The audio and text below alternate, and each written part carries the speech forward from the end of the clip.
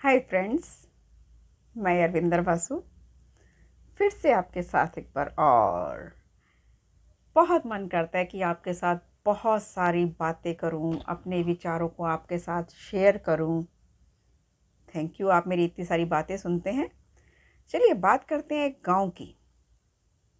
पुराने ज़माने की बात है, राजा हुआ करते थे और वो ऐसा जाते भी थे कि देखने के लिए कि उनकी जनता जो है किस हालात के अंदर है। तो सुबह सुबह राजा और उनका एक मंत्री सैर करने के लिए चले जाते हैं। जब वो जाते रहते हैं रास्ते में तो मंत्री देखता है कि एक भिखारी रास्ते के अंदर बैठा हुआ है। बहुत दीनहीन दशा के अंदर है। कपड़े उसके बहुत खराब हैं, फटे हुए हैं। बहुत ही गरीब लग रहा है वो। मंत्री को उसके ऊपर बहुत दया आ जाती है। मंत्री क्या करता है, अपनी जेब से कुछ गोल्ड कॉइन्स निकालता है और उस भिखारी को दे देता है कि आप ये लीजिए तो आपको ये जीवन नहीं जीना पड़ेगा।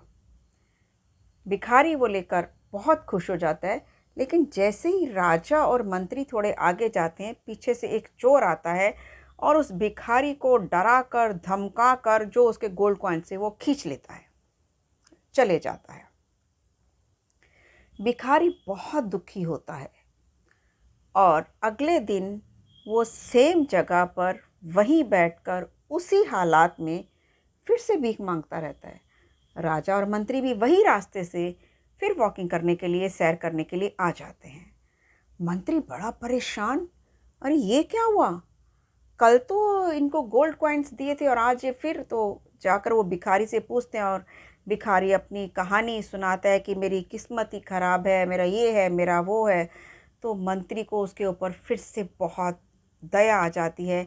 तो अब की बारी मंत्री राजा को देखता है, राजा ऐसे करता है और मंत्री उसको एक बड़ा सा हीरा उसको दे देता है कि आप लीजिए, आपका जीवन बदल जाएगा।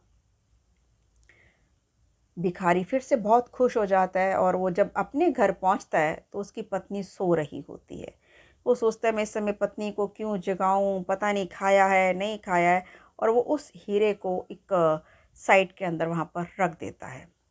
सुबह उसकी पत्नी उठती है, झाड़ू कटका सब करती है। अरे ये कहाँ से आ गया पत्थर? वो कटका जो कचरा है सब बाहर फेंकती है और इस पत्थर को जाके वो नदी के अंदर फेंक कर आ जाती है। भिखारी उठकर पूछता है तो वो बहुत, दोनों जने पछताते हैं कि अब हमने ये क्या कर दिया। एक हीरा था वो भी हमने फेंक दिया।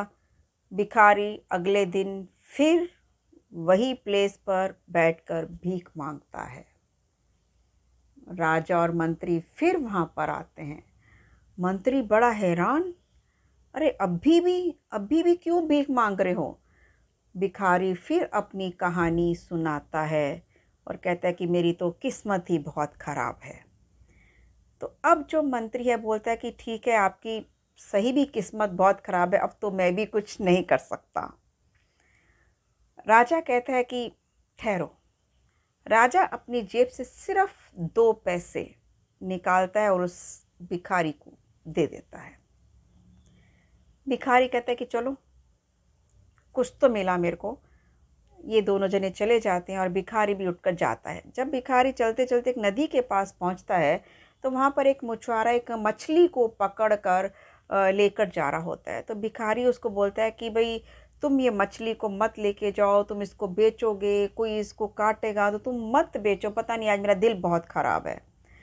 तो वो कहता है भाई देख भाई, मेरा तो धंधा ही यही है, मुझे तो ये काम करना है। तो भिखारी कहता है कि ठीक है, तुम मेरे से ये 2 पैसे ले लो, लेकिन ये मछली जो है तुम मेरे को दे दो। मछुआरा मान जाता है। तो मछुआरा को जैसे ही वो मछुआरा उसके लोटे के अंदर मछली को डालता है, टक बोल के आवाज़ आती है।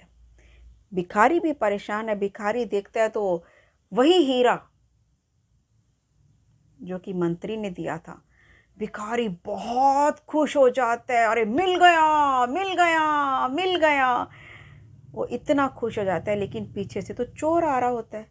वो सोचता है कि इसने मुझे देख के पहचान लिया और ये इतनी ज़ोर ज़ोर से चिल्ला रहा है और आगे से राजा और मंत्री भी आ रहे हैं, ये तो मेरे को पकड़वा देगा।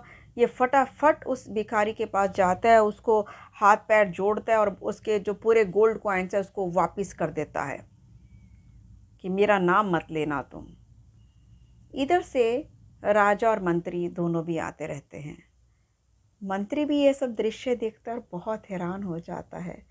अपने राजा से पूछता है, वाह राजा, ये क्या महिमा है, समझ में नहीं आया।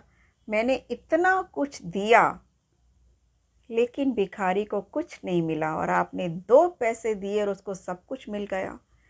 तो राजा हंसता है और समझाता है कि नहीं मंत्री, जब तुमने दिया था तो भिखारी ने सिर्फ अपने बारे में सोचा था, जब मैंने दिया भिखारी ने दूसरों के बारे में भी सोचा।